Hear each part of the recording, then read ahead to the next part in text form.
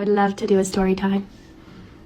This is the story of the time that I met Meghan Markle, and she came down from the interview stage in the middle of the interview to give me a handwritten letter and a box of macaroons. So the backstory of it all is that I've been one of her biggest fans since I was 13, when I watched Suits in like 2012.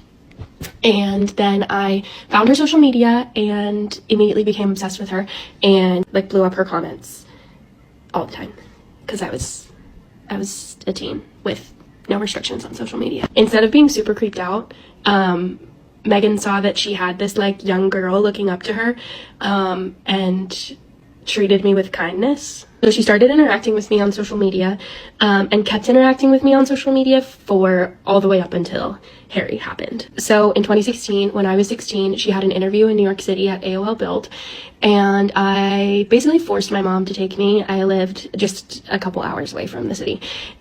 Yeah, I told her I was coming, and she told me she would be so excited to meet me. And then it happened. So the most common reaction that I get when I tell this story is people are like, why were you so obsessed with her? And to me, I'm like, of course I was. But if people didn't know her before Harry, like, they only know the like hurting and hidden version of her.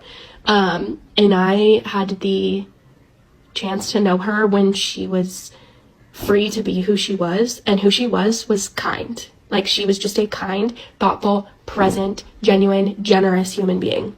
I also wasn't the only one that had this relationship with her. There's a small group of us that she used to interact with really regularly.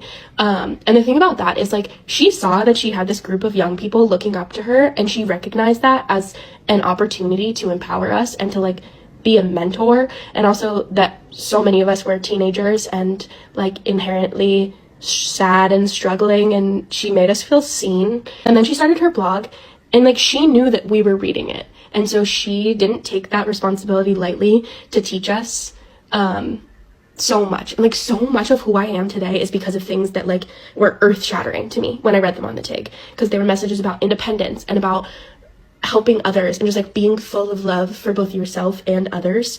And like, that's who I strive to be today and have always been. And in no small part, it's because I read it on the TIG.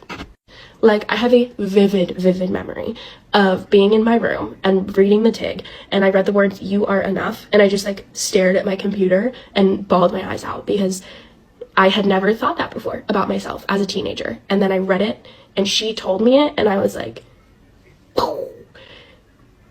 And like, that didn't mean nothing, you know? And she knew we were reading. So yeah, that's who she is. And I'd be happy to share.